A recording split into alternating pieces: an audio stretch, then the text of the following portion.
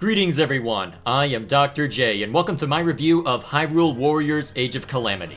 This is a game that I didn't expect to exist, as with all the hype around the sequel to Breath of the Wild, I didn't think Nintendo would spend time on what they marketed as a prequel, let alone a third-party spin-off that would also be part of the official canon. And yet, it would seem the interest in the time period didn't go unrecognized, a fact that left me curious as to why it was a Warriors game instead of a traditional Zelda game. That being said, I'll admit to walking into this one with tempered expectations. Where the Warriors games are concerned, my only exposure to them before the announcement was Fire Emblem Warriors, a game I bought on a whim that made for a decent time waster while listening to a podcast. It was lacking in depth and variety when compared to the Diablo-style games, roguelikes, and competitive multiplayer games I also used for that purpose, but it must have done something right for it to hold my attention for as long as it did. Granted, that could have also been because I was looking for something to distract me while waiting for Fire Emblem Three Houses, but that's beside the point. On top of that, I'm one of those unicorns who think Breath of the Wild is simply okay. I recognize why people like it, but I personally don't enjoy the open world genre, as I feel the game balance ends up being sacrificed in order to make it work, leading to a game that's really hard at first while you get your footing, and then after you've built your character up, it becomes too repetitive and too easy. While Breath of the Wild did have interesting puzzles, a beautiful world, and solid story, it was only barely enough to overcome that flaw for me. Meaning when I played it, I had little enthusiasm to explore beyond the bare essentials. Be that as it may, if I'm so worried about all of this, why would I choose to not only buy Age of Calamity on release, but also paint a target on my back by publicly speaking ill of our Lord and Savior, the Breath of the Wild? Well, in my mind, the worst case scenario is that I would end up with a game that passes the time while listening to something else, as by the time it came out, I was almost finished with Hades, and in spite of how hyped I should have been for Torchlight 3, it's been a resounding meh thus far.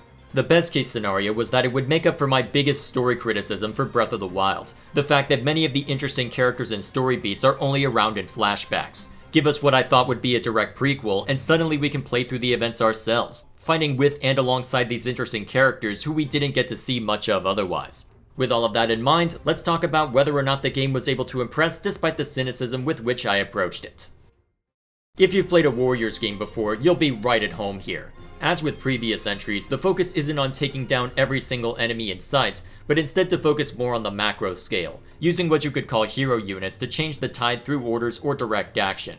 As far as that direct action goes, it's a fairly standard hack and slash, with normal and special attacks that can be comboed together, alongside a flashy finisher that's unique to each character and is basically an I win button, albeit one that's locked behind a charge bar. The primary threat to you will be opposing commanders and hero units, which are usually enemy monsters you would have seen in Breath of the Wild. These commanders are the ones who stand the best chance at taking you down, with each having their own attack patterns and dangers associated with them. Apart from that, scattered throughout the battlefield are what the game calls outposts, which can be claimed by beating up the weak enemies in there, and then defeating the fort boss once he gets tired of you messing with his minions. There's not much to incentivize you to go after them, which is probably for the best given the camera issues we'll discuss later, but they will show up as objectives every now and then.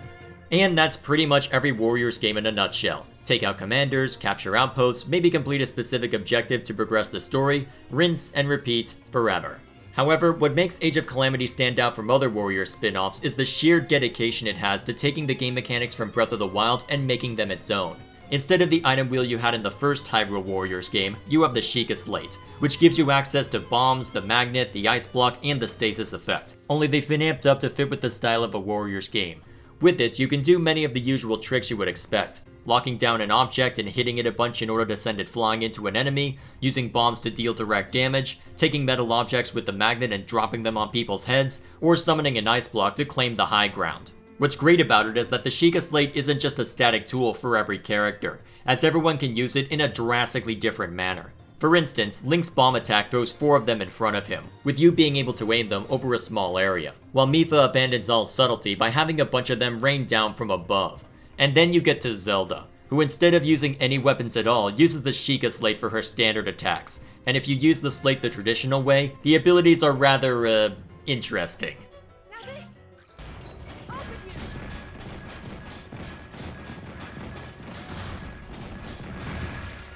Needless to say, this was the moment the demo sold me on this game.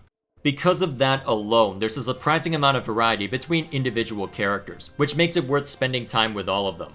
To further differentiate them, each character also has a unique ability independent of the Sheikah Slate. For instance, Revali can fly above most enemies, allowing him to cheese most battles unless the enemy does an overhead swing or attacks with projectiles, whereas Impa can brand a target with a symbol, which can then be triggered with a special attack to summon a pair of clones that mimic her actions, which honestly makes her kinda broken with how easily they can charge the I win button.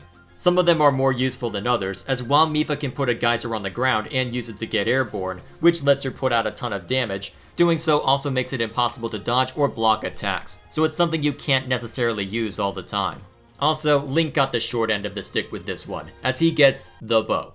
Just the bow. And it's aimed the same way you aim his bombs. Riveting. Granted, he does get some variety from different weapon types, as the way he uses sword and board, two-handed weapons, and spears all have unique fighting styles, and unique special abilities on top of that, but in the moment, the bow is only really useful for annoying enemy monsters and maybe setting up the weak point gauge on those one-eyed behemoths. You'll still end up using him a lot, mostly because you don't have much of a choice early on, but he is by far the most standard character in the game. Thanks to this variety and the changes in equipment, they simultaneously did a great job at calling back to Breath of the Wild while also addressing one of my biggest criticisms from the first Hyrule Warriors. In it, the item wheel took a long time to scroll through, and since most enemies had a certain item that could directly counter them, by the time you could scroll to it, the window of opportunity was usually gone.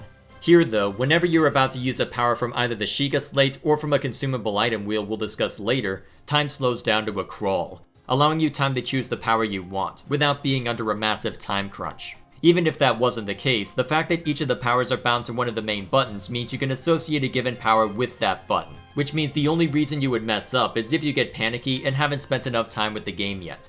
That being said, I also appreciate that this is a thing because it means you're less likely to be fighting against the game's performance. If you played the demo, then your first thought was probably similar to mine, where you see this vast field swarming with monsters and Hyrulean soldiers, rendered in the best 10 frames per second that money could buy. This may not have been an issue, were it not for the fact that the game felt incredibly sluggish by virtue of that, and since I was also starting out on hard mode, where timing becomes even more crucial, I think you can guess how well that went. Luckily, as of the game's release, the issue seems to have mostly been resolved, as it feels a lot more responsive, and apart from a few dips, the frame rate seems to hold at around 30 FPS, which isn't ideal but is playable enough. Speaking of those frame drops, they seem to happen the most whenever you're doing a special attack, with the worst examples being Mipha and Dimpa. In both cases, there's a lot of particle effects being thrown out, whether it be Mipha creating geysers of water to cause damage over time, or Impa's clones creating so many slashing animations that time slows down in her presence. The animations are really well done, and I spent a lot of time playing as Mipha in part because of that, but the frame rate definitely takes a hit once you've unlocked the late game combos. It's tempting to go full PC Master Race over this, but I'm willing to accept it here because the appeal of the Switch isn't on performance but the ability to take it on the road, and in handheld mode it played virtually identically. Regardless, there are two other things worth mentioning before we get to the enemy variety, and that's your consumable items and the Flurry Rush. The latter is a mechanic that's lifted straight from Breath of the Wild, where if you time your dodge to barely avoid an enemy hit, you get a small window to wail on them before they can respond. It's hard to time correctly, so it's not something I used a whole lot, but especially against standard attacks, it's a godsend thanks to a mechanic we'll discuss later. The Perfect Guard also makes a return, but because I seldom use the guard button in the first place, I can't speak to how well it works in practice. As for your consumables, you have an item wheel similar to the Sheikah Slate, with this one giving you 3 flavors of elemental damage and your healing items. All of them can be found by breaking open crates and urns, and the elemental damage can also be earned by defeating bosses that are imbued with a given type. For the most part, they exist to stun enemies, which gives you a moment to breathe or to set up another attack against them. As for the apples below them, they'll refresh your health bar a little bit, allowing you to take a hit or two without having to worry as much. As far as consumable items go, it's not a bad way to handle them, especially given the elemental weaknesses and immunities we'll be discussing later, but I do have a couple of complaints. To start, the drops you get from breakable objects seem pretty random, so you don't have a whole lot of ways to heal, and can find yourself in a situation where you have to play far more cautiously as a result. This wouldn't necessarily be a problem, and I would likely be praising it otherwise, if consumable items didn't carry over between battles, which also means you can go into a battle without any consumables if you burn them all in the previous one. This can be very inconvenient when you're going into the main story missions especially, as while a decent number of side challenges can be accomplished without dipping into them, the same cannot be said of the longer story missions. In one case, I was doing a story mission at Death Mountain, burned through all of my healing items on a new character as I was learning how he fights, and then had to abandon him once I got knocked into kill range in favor of my other characters. I will give them credit for almost never one-shotting you, as you're always knocked to a quarter health before you're outright killed, with an accompanying sound effect to warn you of that, but it then means if a character is knocked to that stage and you don't have a way to regain their health, using them becomes a game-ending liability. In that specific case, it then meant when the game expected me to use him to capture an outpost, I instead chose to have Zelda take a dangerous road because even though I didn't have a whole lot unlocked for her yet, at least I knew she could take a hit before things got serious. And even this might not be an issue if your consumable items weren't also shared, so if you throw every healing item you have at one character, you can't use them for another, which might be convenient for getting someone back on their feet, but can create balancing issues in and of itself. It's a problem that you can technically circumvent by grinding an easier battle, but that gets into whether such a grind should even be necessary. It's also worth mentioning that when it comes to game balance critique, I played through the entire game on hard mode, which may not have been a good idea. For the Warriors games I've played, game balance is a strange topic. In this case, there's an easy, normal, hard, and very hard mode, which would theoretically act as more challenging scenarios for the truly daring. This was certainly the case when I played Fire Emblem Warriors, but for both Hyrule Warriors games, thanks to how tanky enemies become, it felt less like a different difficulty mode and more like a new game plus. Like the game is expecting you to be 5 or 10 levels stronger than the recommended, especially since you can't have more than one save slot per account. And given how easy it is to grind, with every battle being repeatable, the game balance feels less like an action RPG and more like a Pokemon game, where it's only as difficult as you allow it to be. If you want something where you can mindlessly cleave through every enemy in your path, you can go to easy or normal mode, or play a challenge with a character who's grossly overleveled. If you want a challenge, you can launch straight into hard mode, find that enemies are walking bullet sponges, and be forced to use every tool at your disposal in order to make it through. In my case, I opted for the latter, which meant the game was more frustrating, especially near the start, but more rewarding.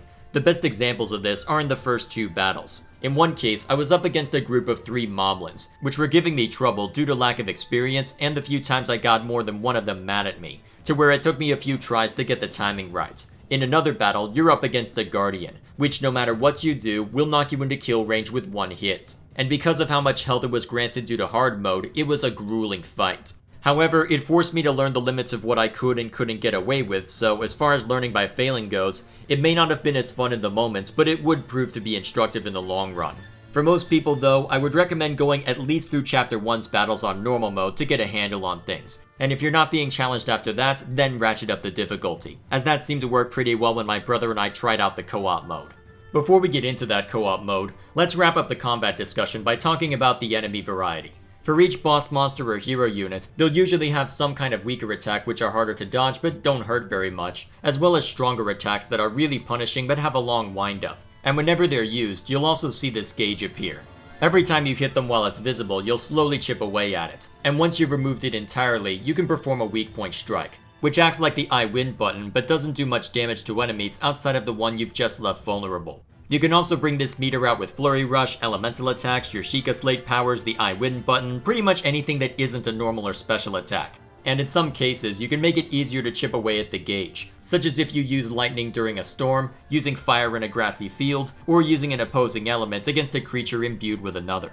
In case it isn't obvious yet, the gauge is really important for taking out the big scary monsters, and you should definitely go out of your way to trigger it, especially when you compare how much damage is dealt between it and your normal strikes. As for the monsters themselves, you'll sometimes get a stronger version of the weaker enemies once you wear an outpost down enough, assuming a boss monster wasn't already present, but they're all fairly different from each other and will require somewhat different tactics. All of them will have the weak point gauge and will sometimes throw out attacks which can be countered with a specific Sheikah power, but dealing with them is just different enough to be worth mentioning. They also throw in variants which are imbued with elemental energy, which will change up the effectiveness of your own elemental attacks and often gives them another way of attacking. Others will be armed with different weapons, with the greatest difference being between moblins. Some will be armed with spears and focus on trying to rush you with them, others will wield hammers they throw at you, or maybe they'll just avoid all subtlety and literally throw a weaker monster at you.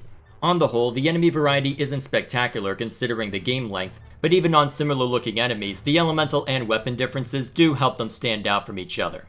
Combine all of this, and you end up with a combat system that's surprisingly skill-based for a Warriors game, requiring good timing to capitalize on Flurry Rush, knowing when to use your Sheikah Slate and when to hold it in reserve to counter an enemy attack, figuring out which set of combos work well for a given character against certain enemies, and plenty more besides. Based on my understanding of the series, it's probably the most a Warriors game has deviated from the core gameplay, to a degree where if you have no experience of the franchise and were scared off by its reputation, this isn't a bad one to check out. There may be a learning curve if you also have no knowledge of Breath of the Wild, as it can be easy to miss the cues or forget about all the little things carried over from that game as well, but if there was a Warriors game meant for people who don't like the franchise, this would probably be it. However, I do have one major complaint regarding the combat, and it pertains to the camera, which is arguably more dangerous to you than anything else. For the most part, it works fine, but because the game is trying so hard to recreate the look and feel of Breath of the Wild, it can have a tough time keeping focus where it should be. This is especially the case against giant monsters and in outposts, as if you get backed against the wall, good luck figuring out when to dodge or guard against strikes, because all you're getting is a close-up of the monster's belly. The problem gets even worse when you're up against more than one boss monster, as while the lock-on camera is really useful when dealing with just one of them, attacking more than one boss monster at once posed more of a threat to me than the final boss. In fact, to really hammer the point home, there's a challenge where you're asked to take on 3 Lynel, which are basically oversized centaurs, and to start you out, you have to deal with 2 of them at once. These 2 were unironically more difficult to deal with than the final boss fight, and I went into that fight with maybe 1 healing item at the exact level recommendation for everyone on my chosen team on hard mode, and he still only knocked me to 0 once. These 2 though were obnoxious to account for because it's very easy for their attack patterns to overlap, to where you have no chance of guarding or dodging them all. Meaning you get staggered and killed before you even have a chance to heal yourself or even use a Sheikah Slate power. The problem also persists when you're using a larger character, and while I can't show off the most egregious example to avoid spoilers, there's one case in particular where a playable character takes up so much of the screen that while you can technically Flurry Rush and do all the usual shenanigans, good luck taking advantage of that when your sheer size covers up the enemy about to bite your legs off. This problem is also slightly increased in co-op mode, which can only be done locally and allows a second person to control a character and cause some mayhem. I sadly don't have any footage of it, as all of my time in co-op was on my brother's Switch, but going into it, you'd think that it wouldn't be worthwhile, if only because it's couch co-op only, and the performance already has enough problems without having to manage 2 players at once. And yet, to my surprise, it held up a lot better than I expected. Then again, that was because I expected it to run at a terminal 15 frames per second, so when it only regularly dipped to that, it was a pleasant surprise. Strangely enough though, it performed better when we weren't anywhere near each other, though that could be because I was usually playing Impa and filling the screen with more slashing animations than your average horror game. And as I've already mentioned, Impa doesn't need anyone's help to murder the game's frame rate. There's also some problems with the smaller screen making larger monsters more annoying to fight, on top of the lack of a larger health bar for the monster you've locked onto, but even things like Flurry Rush and the slowdown you get when selecting a Sheikah power still work just fine. So if you've got a sibling who's interested in it, you'll have to play through the first mission on your own, but other than that, it's a perfectly acceptable game for couch co-op. And finally, before we talk about the progression system, there's one last bit of gameplay to see to: the Divine Beast sections, otherwise known as the place where the frame rate goes to die. For the most part, their addition is an overall meh, as they're all either way too easy or needlessly difficult. I think the idea behind them was to really lean into the power fantasy you'd expect from a Warriors game, taking these giant behemoths and destroying everything in sight. The only problem is that there still has to be a challenge built into the gameplay, which means the sections can feel like they drag on for a while, especially given how slow they move. And that's before I mention Vah Rudania, which tries to stand out from the rest by replacing its guard button with a counter that doesn't even counter most projectiles. That then means, unlike every other Divine Beast, if you run into literally anything that doesn't throw rocks at you, your only option is to kill them before they can hurt you too much. Which might have been a nice idea had we not been thrown into circumstances where we have to deal with a ton of Lynels. I like the idea, but the execution of that idea leaves much to be desired. With that said, let's wrap up the gameplay discussion by talking about the progression system. As you fight enemies and complete missions, your characters gain experience and level up, with each mission having a suggested level for you to reach before tackling it. That being said, it's a metric that can be a little unreliable, as that's not your only way to improve a character or even the most effective one.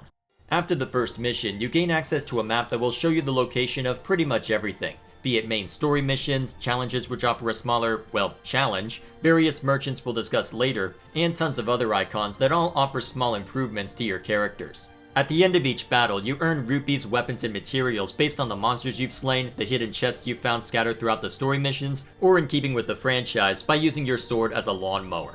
Where the weapons are concerned, they all begin at level 1, and can be improved at a blacksmith by combining them with the weapons you already have, which at certain levels can also transfer a weapon's attribute, such as an improved chance of finding materials, more damage on your standard attacks, or improving how quickly you can charge up the I win button. The UI for this could stand to be a bit better, as you have to press the right analog to see the attribute of a weapon you want to fuse with another, and is a much more useful window than seeing what the receiving weapon already has, but since the option is there, it's only a minor annoyance. It's also worth mentioning that apart from one random weapon at the end of each battle, the primary way to get a weapon for a character is to fight with them, which is a double-edged sword. On one hand, it makes sense that if you're spending a decent amount of time with a character, that you would want more of their weapons. However, because weapon damage can make a major difference, even more so than character level, it creates a catch-22 where you don't want to play a character because their weapons aren't very good yet, but in order to get them the good stuff, you have to spend time with them. As a result, you end up spending time improving their level and other attributes without directly fighting as them, and even after you take them onto the field, they still don't seem to be that effective. It's something that made it difficult to enjoy a decent number of the characters early on, especially given that Link unlocks the Master Sword pretty early, and the other characters take some time before you get to their stronger weapons. It's an annoying situation that disincentivizes you from spending much time outside of a core group, at least until you beat the main story and the Blood Moon starts showing up, which theoretically make the battles more difficult, not that it matters much after you've beaten the game, but also increases the experience, rupees, and weapon quality you get from the main story missions. You'll want to replay them anyway once you find out there are Koroks hidden throughout, but it led to cases where I wanted to spend more time with someone like Zelda to see what kind of crazy stuff she could bring out with the Sheikah Slate, but using her meant watching her hit people with the equivalent of a pool noodle compared to Link walking up and backhanding everyone into oblivion.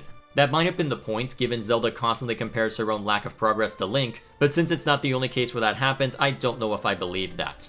As for the materials, they play a role when you look at the host of other icons on the field, as each one represents a tangible way in which you can directly improve a character or unlock something new. The improvements range from an increase to your max health, to a new move, to an extra consecutive use of the I win button.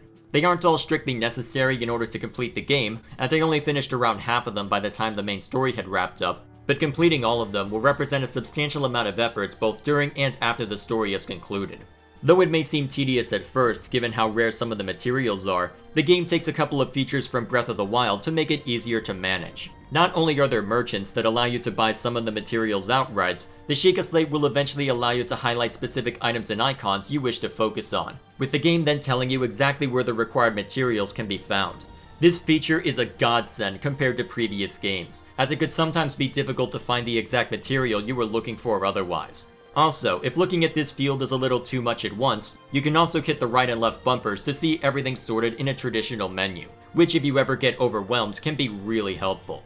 More importantly, if you've got any extra materials, you can sell them back to the merchants, or use them in recipes that provide one-time buffs for the next battle. So even if you get a ton of a very specific resource, there's ways you can use it without feeling like you've collected a lot of useless junk.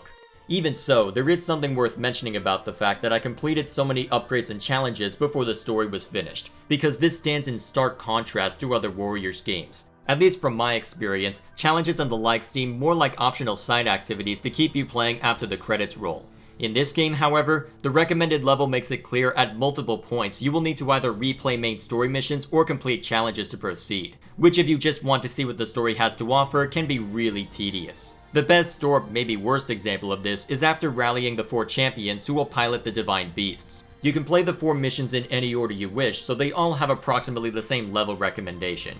Given that it's near the start of the game, there aren't too many challenges yet, and as you would expect, they slowly unlock more as each character joins you. But as a result of spending a little time with each champion and a lot of time with Link, you then unlock the next mission to find the level recommendation is considerably higher, a fact which Link might be prepared for given he's been the mandated character up to this point, but the rest of them, not so much. That then means if you want to take a specific character into the next mission, you need to either spend a lot of rupees at the training ground to fast track their level, or spend a lot of time on challenges to get better weapons and unlock their other upgrades. And even after that, they really lean into how much they want you to work on the side stuff through a moment that I will let speak for itself.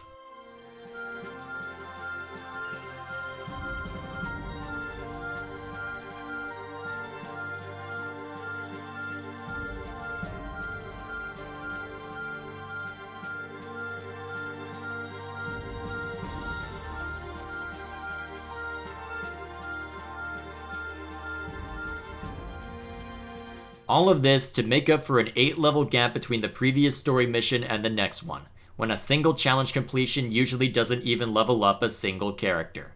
Because of this, the game can start out in good shape, but becomes very tedious if you're not expecting it, which meant after the first 5 to 10 hours, it quickly settled into being the podcast game. Something I play when I've got something I wish to listen to, but don't want to just listen to it. It also means the story bits end up being much sparser as time went on, and while there is some dialogue and specific challenges where a character's personality can shine through, the only voice acting in this game occurs in cutscenes and these interludes the game uses to mask over the long loading screens. As a result, the time you may have wanted to spend with the characters ends up being more gameplay based than story based, and what story content is there can end up being blink and you miss it because, more often than not, you've got a lot of flashy stuff happening on screen relative to the small dialogue box. That being said, when it came to the late game, it seems to have been well planned out, as I found myself finishing a lot of the upgrades around the same time that I was finishing up the remaining challenges. And while this might have been because I was exploiting blood moons for good weapons and for the sake of Korok hunting, it seemed like the endgame content did properly account for the merchants and other ways you can fast track your progress. All in all, it took me around 35 hours to complete the main story with a decent amount of challenge hunting,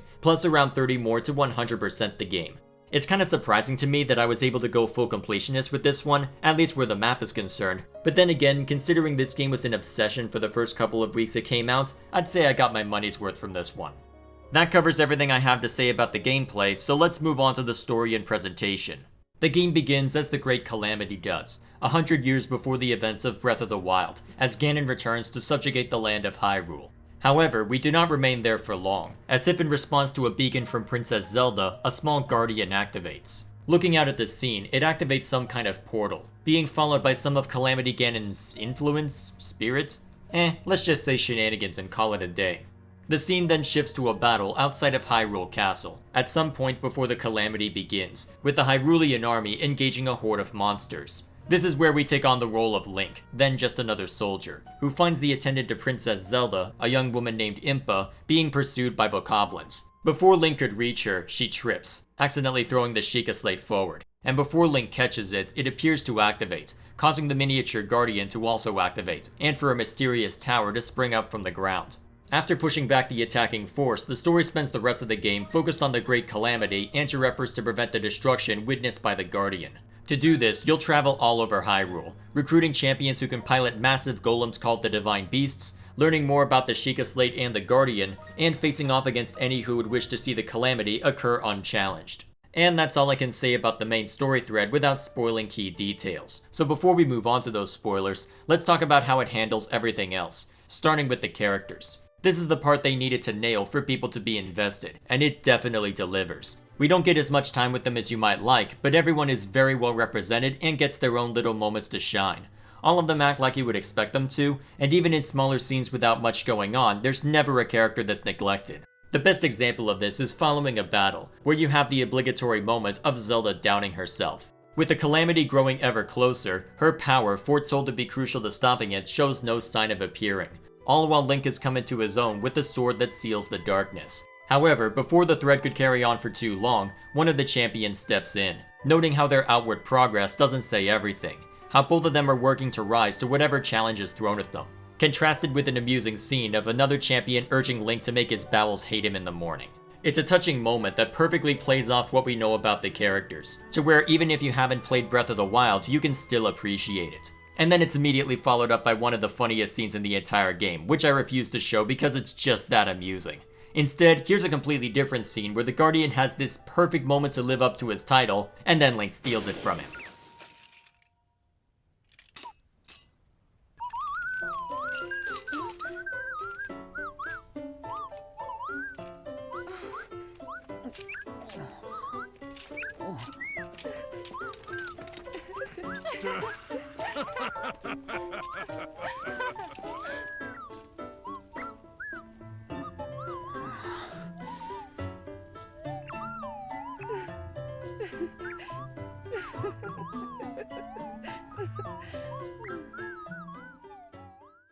I should not find that impotent anger to be so adorable.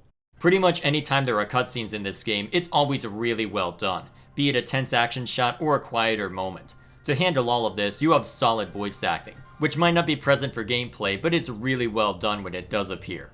And the music is incredible. It breaks with Warriors tradition by eschewing the electric guitar in favor of the orchestral and piano arrangements you'd expect from Breath of the Wild. But even with that change, it still effectively captures the mood of a situation, and in some cases, single-handedly defines it. There's one battle in particular where this is best exemplified, where you're rushing to the defense of someone. And despite it being a long fight to a physically exhausting degree, it didn't matter because the music underscoring it was so epic. What's more is that if you listen to this game's music back to back with Breath of the Wild's, you wouldn't even know they were different games, with the best example being Mipha's theme. In Breath of the Wild, it's basically a lullaby, so you would think going into Age of Calamity that you'd only be able to adapt it during cutscenes. At which point the composer said challenge accepted, nearly doubled the tempo, threw the full orchestra behind the melody, and watched the fireworks.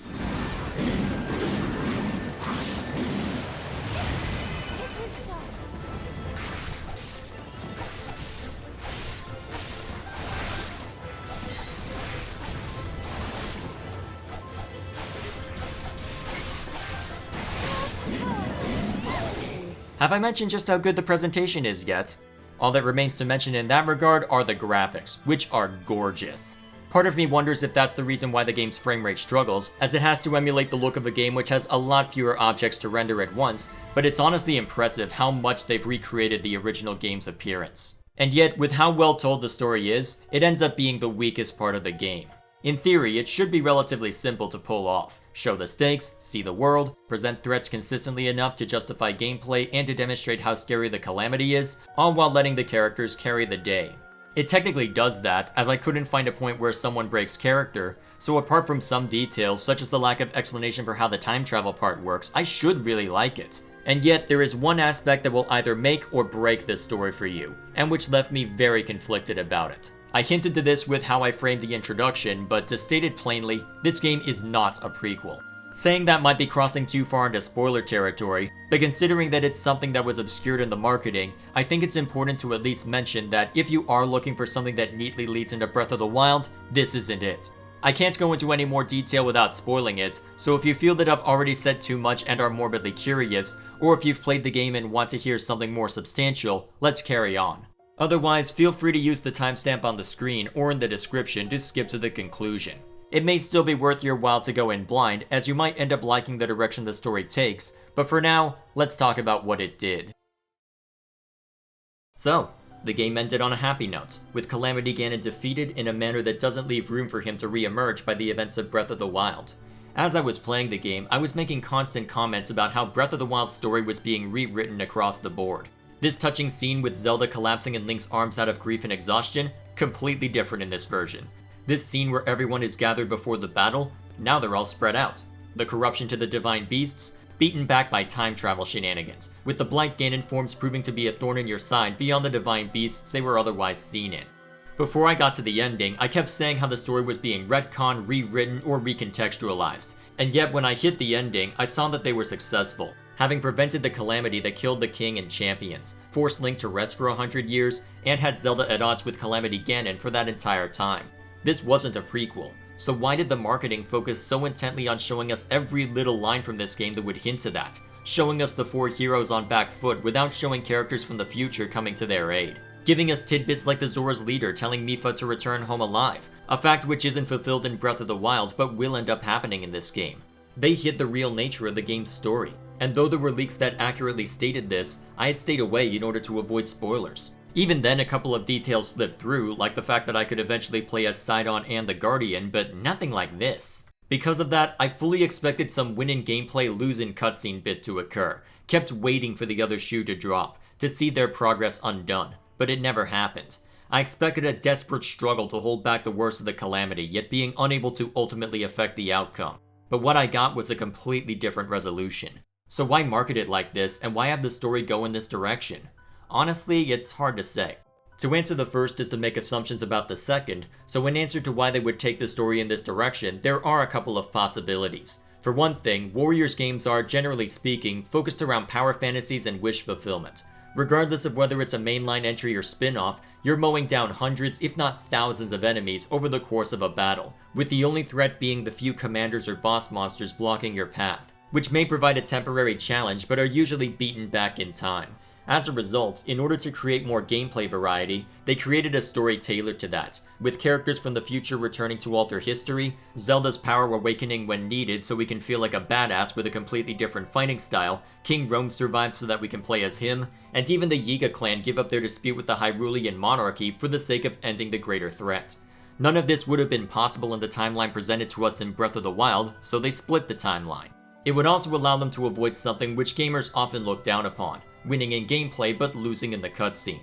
It's a case of ludonarrative dissonance that we often despise, because our efforts end up not being reflected on the screen. And given what I mentioned about power fantasies, the last thing some of us would want is for that to crop up here. The only problem with this is precisely what I outlined earlier. We're expecting the story to get dark. We're going in with knowledge of how Breath of the Wild begins, so when we play it, for lack of a better phrase, we're playing to lose. That darker aspect was something I was looking forward to, as based on my limited knowledge of Zelda games, having us outright lose in the story would have led the series to its darkest point since Majora's Mask. And yet, this is also Nintendo we're talking about here. They've been more permissive of third-party titles on their console storefront, and some of their less mainstream franchises can get away with a darker tone, but this is also The Legend of Zelda. In the mainstream zeitgeist, it is a Nintendo franchise through and through, which means within the Western market, there's an expectation of it being accessible to children. That then means it can't necessarily get away with the same story risks that a Fire Emblem game can, without inviting mainstream controversy. It may be a spin-off, but it's also a spin-off to the launch title of their best-selling console in years, so if they had truly gone down the route we expected, that could have easily gotten a lot of parents mad at them. Unfortunately, regardless of the reason, and no matter how much I speculate, there's only so many answers I can parse from it, and none take away the fact that the story exists as it is. So at the end of the day, the real question remains, why market it like this? They had to have known that many people would see this as a blatant bait and switch, that they were promised a prequel and instead got an alternate timeline. If I were being cynical, I would say money talks, as if people knew that it would boil down to wish fulfillment where everyone makes it out alive and presumably lives happily ever after, it may not have been as successful. The story for many was the selling point, so they made it appear as if it would be what they wanted. The only other option I can think of is that they wanted the happy ending to be a surprise. The demo had made it clear that time travel shenanigans were in play, but there was still a chance that it would be closed loop, and that's honestly what I had hoped for. They had gone out of their way to set Breath of the Wild as an ambiguous entry where, no matter how things occurred in the franchise before, they would still eventually coalesce hundreds of years later into what we see. For them to do a time split here and now seemed absurd, so imagine how shocked we would be when, surprise, our hard work prevented the Calamity. In their mind, perhaps it would be a pleasant surprise that our favorite champions made it out alive, that we had created a future where everything worked out. The problem with this idea is that, given how old the franchise is, the target demographics are so varied that there was going to be at least one group upset about it. Some kids and ignorant parents were likely to be upset if the game went the way fans expected, but since the die-hard fans bought it on the condition that it would be a tragic end, they would be upset if you took a different direction.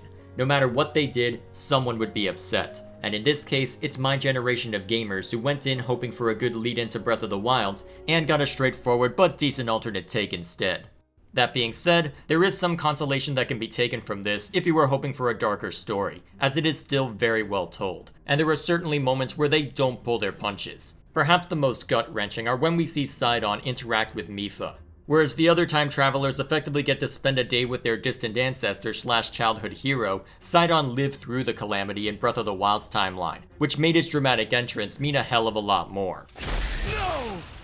I will not allow you to take her again! Sidon?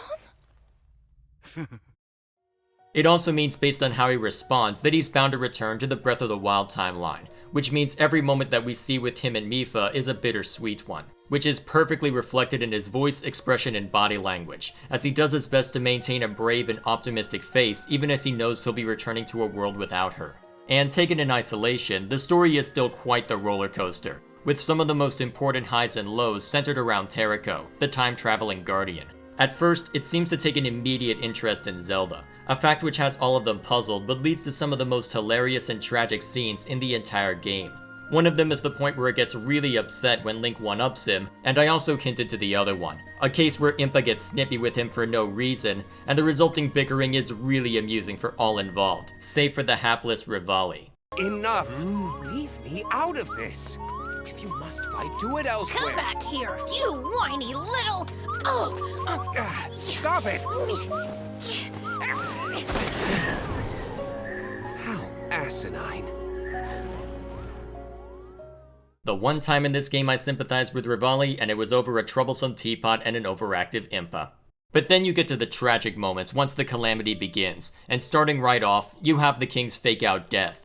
At the time, I had no idea it would be a fake-out, but in isolation, it was such a well-done scene. The king, knowing the future was not with him but with his daughter, indirectly tells Link to get Zelda the hell out of there, immediately after saving their lives. All in time to go out like a badass as he gets surrounded by guardians, unable to fend them all off. The camera remaining on Zelda as the sound effects and her reaction tell us all we need to know. It was a perfect send-off that allowed them an excellent parallel to the scene in Korok Forest. Only instead of Link discovering his ability to wield the Master Sword, it's Zelda unlocking her hidden power.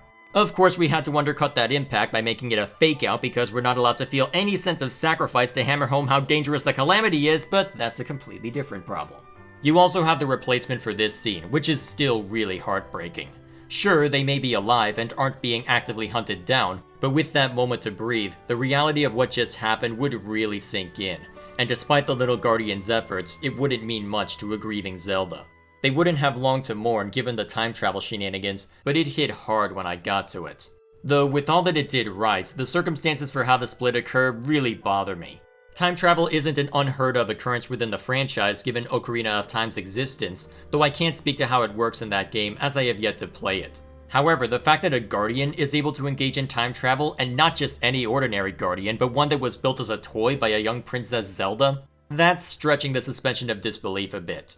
I do like the idea of having the little guy be a childhood toy, as it effectively explains why he's so different from other Guardians and takes such an interest in Zelda, but then you have to explain two things the game doesn't clarify.